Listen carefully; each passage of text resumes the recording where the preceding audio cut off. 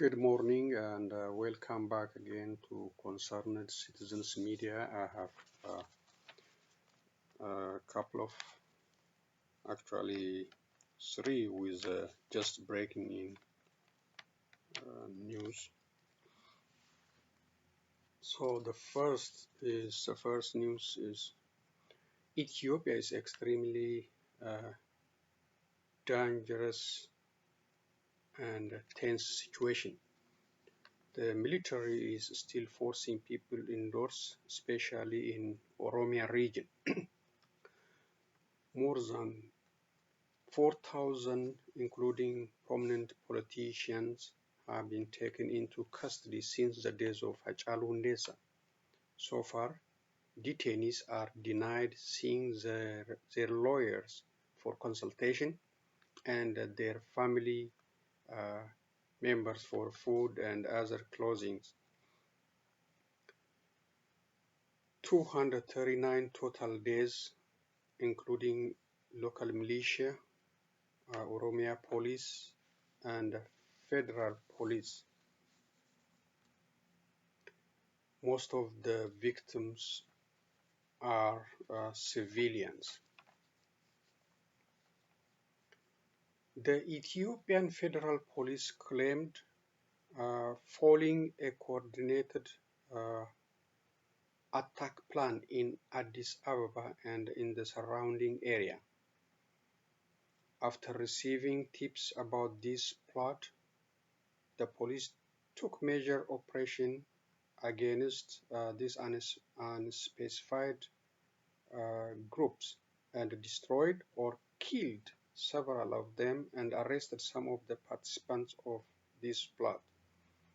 Ndashau Tasso, Federal Police Commissioner, said that the plan was to block main road connected to the capital city, assassinate government officers, disconnect electric power and water services. The commissioner blamed TPLF, OLF, and their diaspora collaborators for this dangerous plot in the capital city and the nearby towns. This is a breaking news.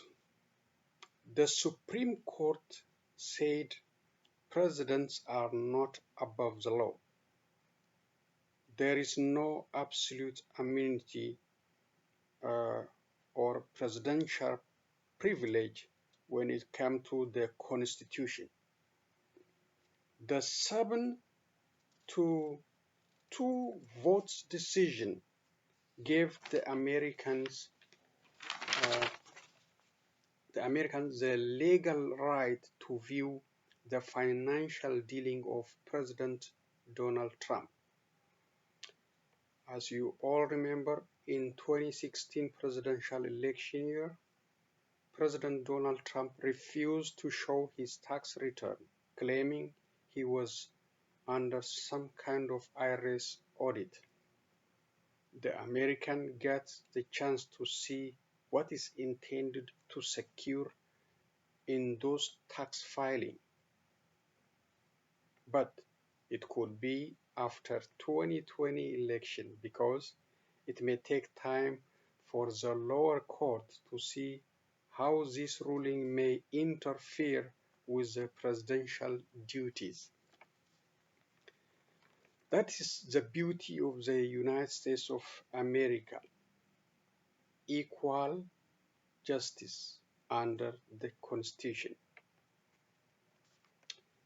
I wish we had such practical application of the Constitution in Ethiopia. The authorities there conduct massive arrests, killings, torture, rapes, deny legal rights for detainees and their families. So there is no accountability over there, no accountability at all in Ethiopia.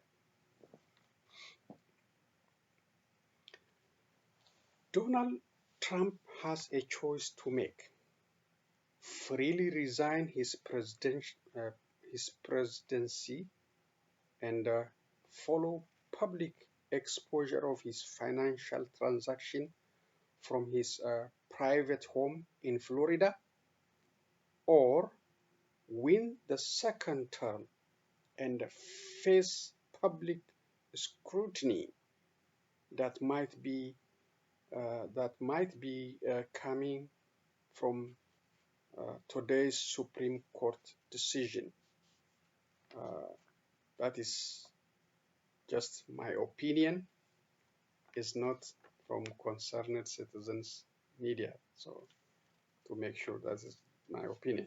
And credit for this news, Fox 2 News, ABC News, CNN, and many other outlets reported on this huge presidential immunity decision. Court case and Nixon versus Jaworski, the Watergate case. What's different here is that in the opinion by Chief Justice John Roberts, he does want the lower courts to take a closer look at how these subpoenas by Cyrus Vance might impact the performance of the president's duty. He says the president claimed absolute immunity. President Trump said, I don't have to answer subpoenas while I'm president. The court unanimously rejected that. The cautious Chief Justice Roberts said, take another look at these subpoenas under guidelines that say, make sure they aren't interfering with the performance of the president's duties. So a big win in the abstract, but more litigation coming. And meantime, Congress also will have to go back if they want to subpoena the president's financial firm, Mazars, for those financial records as well. That's right. Once again, the court rejecting President Trump's assertion, I don't have to answer these subpoenas at all. But Chief Justice Roberts, a little tougher on the House of Representatives, on those Democratic-led committees in the House that subpoenaed the Trump financial records, saying, let's make sure that since it's the House of Representatives, that separation of powers issues aren't here, that the House isn't trying to interfere, harass the president by going after his personal records. The House can, if it can demonstrate a legislative purpose, have these subpoenas affirmed, but he wants them to take a closer look as well. But these are, let's make no mistake about it, a big defeat for President Trump's claim that he is immune while president from ordinary subpoenas by state courts or by the House of Representatives. And it is without question a defeat for President Trump. No president's above the law is what the court's saying. Kate Shar, Supreme Court analyst, significantly written by the Chief Justice. Both of President Trump's appointees voted with the majority. I think that's right, George. So, as Kerry just said, the last two big cases regarding kind of whether the president is above the law were unanimous decisions. And I think we were all watching to see, we thought Roberts would have the opinion, but would they be 5-4 opinions or would they attract a broader majority?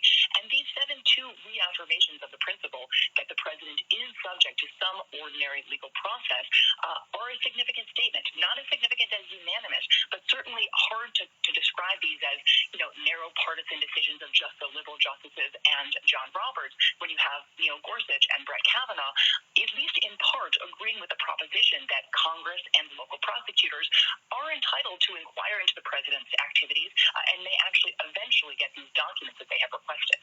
And Cecilia Vega, senior White House correspondent, as a practical matter, the president may get beyond the election because both these cases now going back to district courts. And that is the big headline as it relates to voters in this country, George. They went to the polls in 2016 without a full understanding of President Trump's financial records. He is the only president in modern history to not release his tax returns. You'll remember that. He has said that he did not want them out there while he was under audit. And it appears again, as these cases have been kicked down to lower courts, that voters will likely head to the polls again this November without having that full comprehension of what his financial documents entail.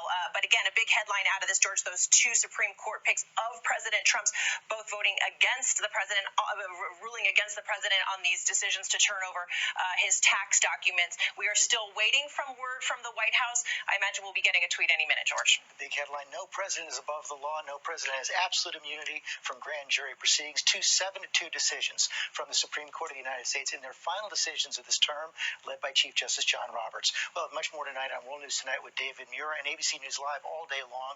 For most of you now, we're going to return to our regular programming, which is Good Morning America. Okay, that is the analysis from ABC News. As you heard, there is no one is above the law, including the president. So, as they say, we may have a chance to see it after the second term, and we'll see. But that's a big defeat, as they say, to the President Trump. It's a victory for American people. So the next 2 points I want to talk about are: one, I try to make it shorter to save your time and mine. One is how can we preserve or keep Ethiopia from further disintegration? This is one. The second one is I'm going to talk a little bit about the new alliance between TPLF and OLF. Let's go to the first one. How can we protect or preserve or keep Ethiopia going forward as a big country? So this is a major questions, and we have to answer, all of us, as you know, we have families back home, even though we are citizens of a different country. We have sisters, brothers, father, mother. We have a root back there, so we have to talk about this and resolve it, and to keep that country from falling apart. So how can we do? These are just my speculations on the remedies or the strategies. As we all know, especially in diaspora community, the two biggest ethnics of that country, the Amaras and the Oromos, are extremely in a opposite direction on this view. So the Amaras usually they think they are protectors or the keepers of Ethiopia, and they feel that, and I don't know, it could be from historically ruling that country, I don't know, but they have that kind of feeling. They think Ethiopia, if Ethiopia is belong to them, and they think they are the main decider of that country. So if keeping Ethiopia together usually by force, that's just, they prefer, and they say they think Ethiopia belongs to them. So the other ethnic groups, especially the Oromos, they feel they are denied equal right, whether come to religion, language, ownership of the land, equal protection under the law, and many other issues. Look here in the United States, when the Oromos come out, they don't recognize Ethiopian flag. They have their own flag, and those Ethiopians led by the Amaras, they have their own flag. We don't even have common ground on our flags. We don't have a chance, we don't have even come closer to sit on one table to discuss our issues, even though we are claiming coming from the same country. So for every year we have separate tournaments. The Oromos have their own tournament, and the Amaras and some other ethnic groups, they have their own tournament, North American Soccer Association or something. So in a sense, we are just moving apart. Plus, we are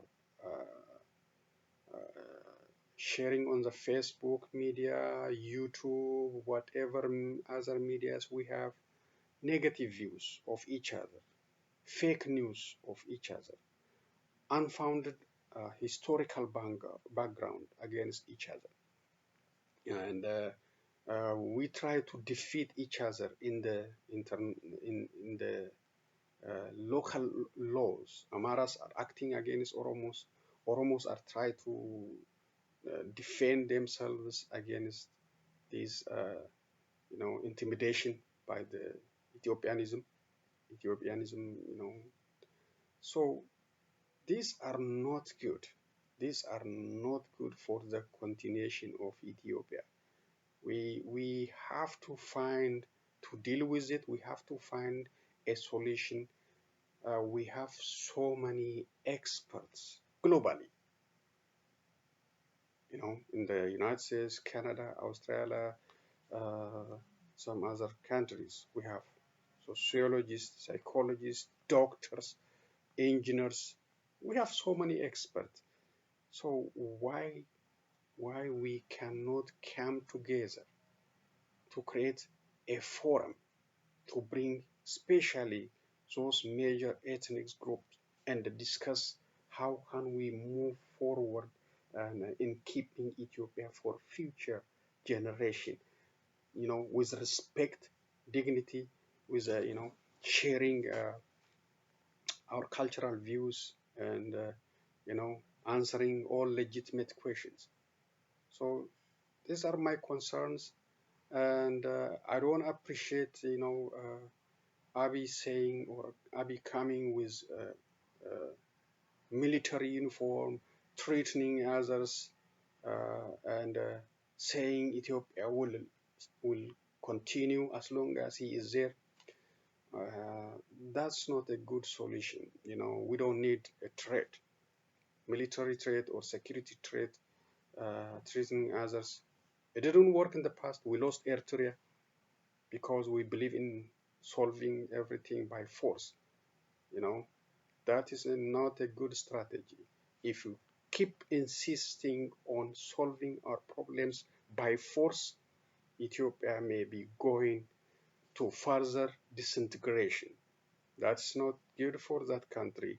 Let's avoid force. Let's come together. Let's have dialogue, open dialogue. How can we keep the country? How can we respect each other? We have more than 100 million citizens in Ethiopia. So we have so many complex issues. So we have to be fair to each other. Don't denying each other's. Don't saying, negative words like this came from Madagascar. This, all these historically unfounded backgrounds, doesn't help. We have to think positively, find the solution for that country, not by force, through dialogue, through discussion, through understanding of each point of view, each side's grievances. If somebody asks, claim Gondar belongs to the Oromos, let them give them, as long as we have the citizenship right to work, to uh, to live, to move freely, if we have freedom to create wealth, who cares? As long as it's just governing boundaries. Like, let's make it like the United States. We have 50 states. We can move anywhere and we can work anywhere. No restriction, as long as we are the citizens of this country. So let's think about that. Don't fight over all these fake historical, created backgrounds, and that is not good for us. If all we have to create the situation when everyone has a feeling of Ethiopianism, not only the Amaras. Okay, let's create that feeling. Ethiopia should be, part of everyone. The Somalians, the Tigrayans, the Amaras, the Oromos, the Sidamas, the Gurages. It should be inclusive, and we have to create that feeling. Then it will be easy to keep that country uh, in in a in a very attractive manner, and a huge country in the east of Africa with a big population. So let's avoid disintegration. Let's avoid threatening people, coming with uniform and belittling others, saying others don't know how to fight, urban war. These all are bullshit and trash talk, and they may encourage others to get armed and force remove the government with force, and which that is not good. Uh, you know, that's not good for continuation of Ethiopia and for to live together, you know, like a family, to Namara and Orom, to Ngurage and others. We have to create that situation.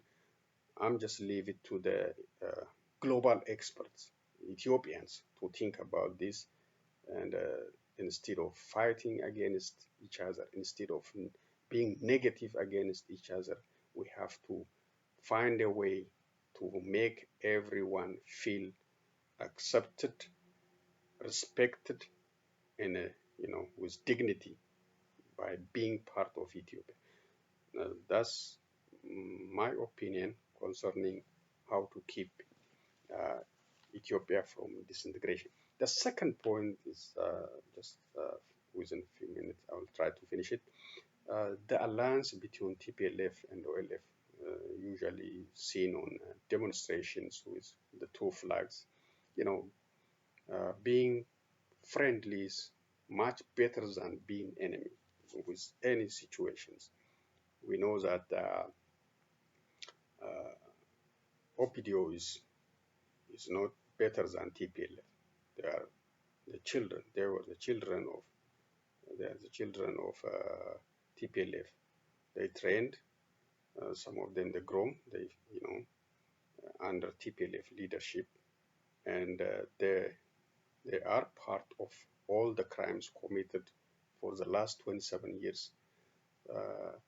They guided, they consulted, uh, they they are responsible for the loss of many Oromos' life under the TPLF. So I don't believe when Abadullah show up on the media and say he didn't do nothing, his hands are clean. That's unbelievable. The Oromos, they just, ignore for the time being during the revolution, and they let them, be part of the change. You know, they know they are criminals, knowing all this, but they gave them a chance. You know, but they go, they hijacked, they betrayed the trust, the Oromos, the millions and the millions of Oromo, uh, and now they're turning their back, and they are killing Oromos. They are arresting those who, who appreciated them, who gave them the power. Uh, they torture them.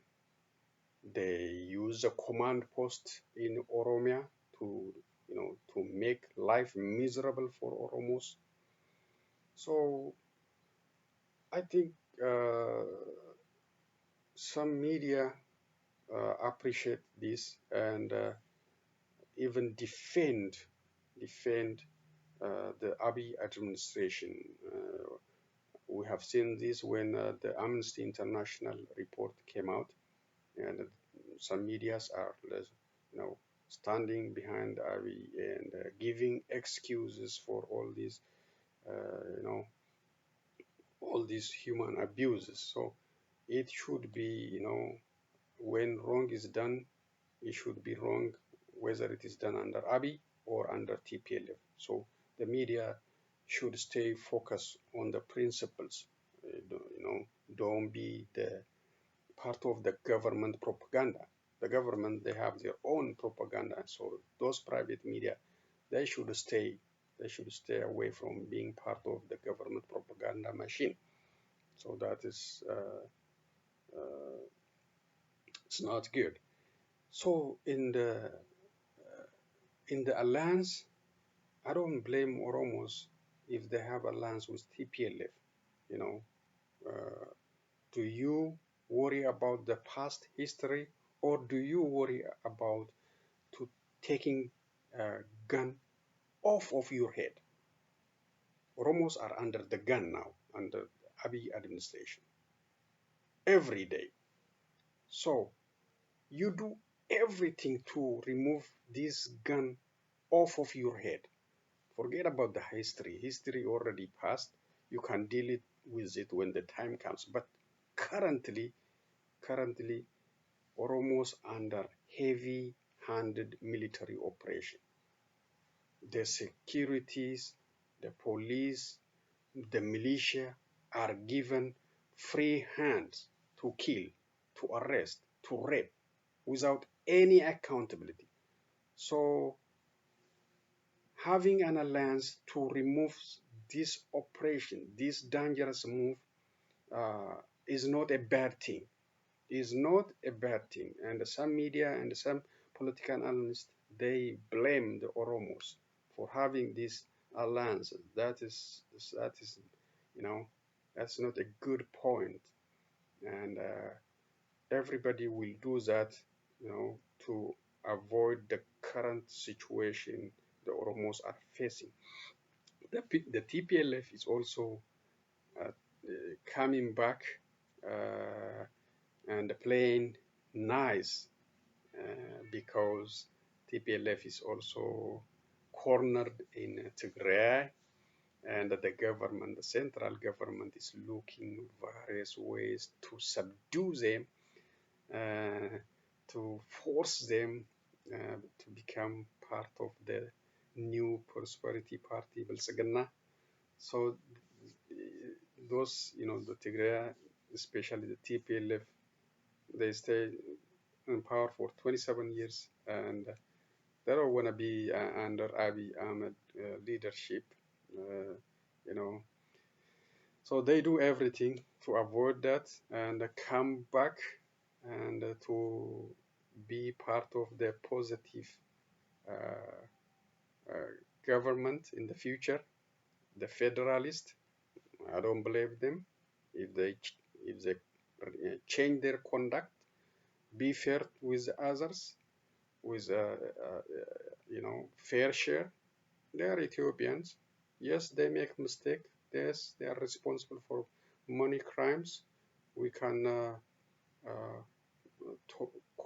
have conversation about that one, but still they are Ethiopians, and they should not be ignored, and force should not be played against them. If force is insisted, they may thinking going away from Ethiopia. That's not good. So that's all, my analysis for this, and let's see what another media say about Abiy, and I will close my analysis for today. This one, let me see if it plays.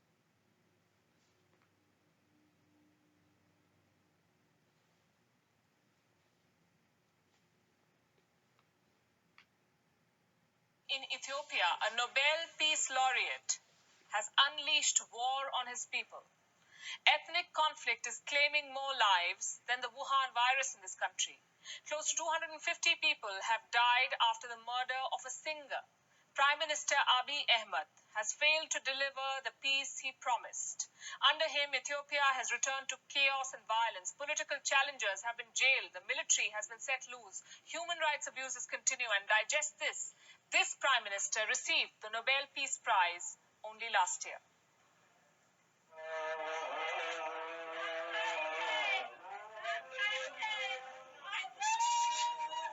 Mourners by the burial site were crying as the coffin was lowered into the ground. In it lay Hakalu Hundesha, one of Ethiopia's most popular singers. He inspired a generation of Oromo, Ethiopia's largest but marginalized ethnic group. His anthems became a rallying cry during protests that overthrew the previous government.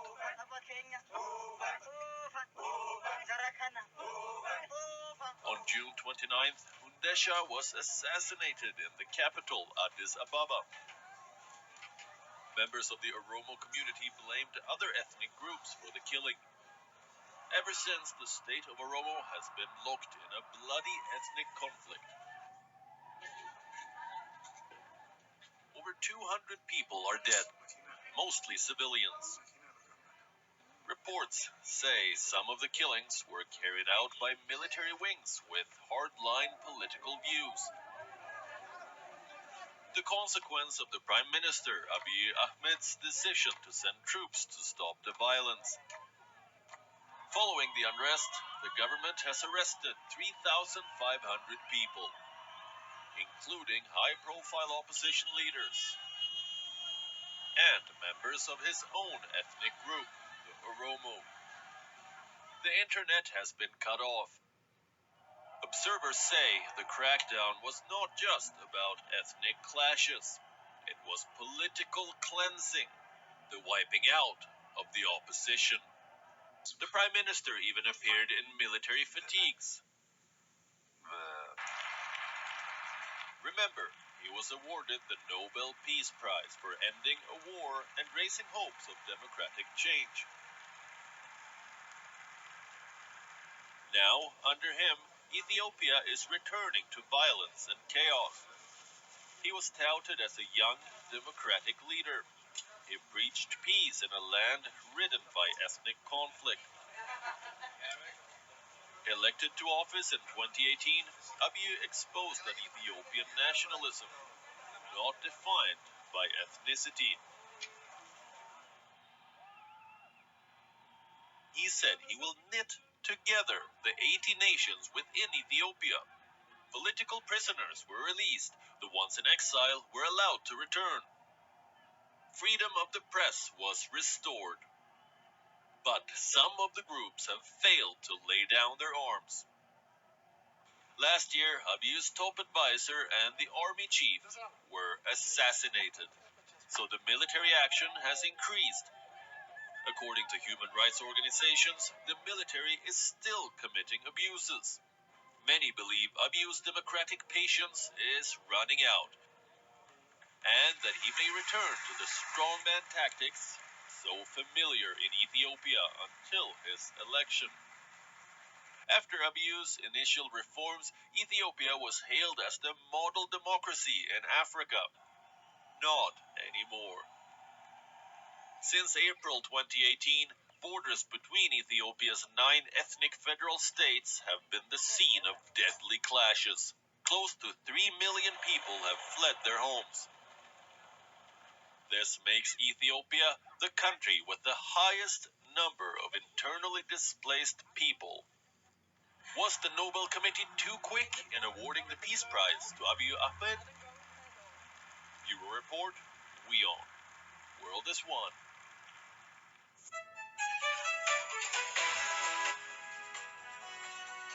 Okay, that is the coverage from WION News.